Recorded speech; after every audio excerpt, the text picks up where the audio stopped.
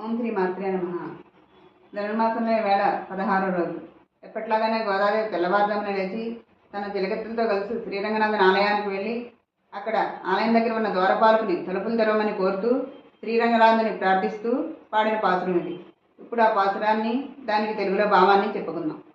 నాయకనాయ నింద్ర నందగోపనుడయ్య కోయిల్ కాపానే కోడితోండ్రుం తోరణ வாசல் காப்பானே மதிக்கதவம் தாழ் திறவாய் ஆயர் சிறுமீரோமுக் அரை பறை மாயன் மணிவண்ணன் நின்னலே வாய்வேர்ந்தான் தூமமாய் வந்தோம் தூயில பாடுவான் వాయల్ మొన్న మొన్నం మాతాదే అమ్మా నీనేస నిలయక్కదవం నీకేలో రెంబావాయ్.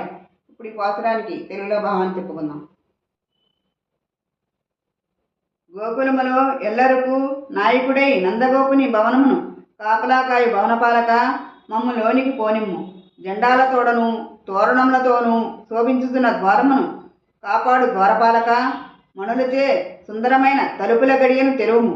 గోపబాలికలమైన మాకు మాయావియు మణివర్ణము గలవాడును అగు శ్రీకృష్ణ పరమాత్మ వినసొంపుగా ధ్వనిచేయు పరాను వాద్యము ఇచ్చేదనని నిన్ననే మాకు మాట ఇచ్చి ఉన్నాడు.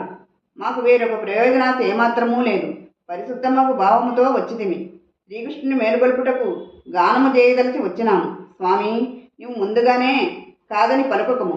దగ్గరగా ఒకదానికొకటి బిగువుగా ఖర్చుకొని నిలిచి ఉన్న తలుపులను నీవే తెరిచి మమ్మల్ని లోపలికి పోనీయవలేను అని గోపికలు భవన ద్వార పాలుకుని కోరివి.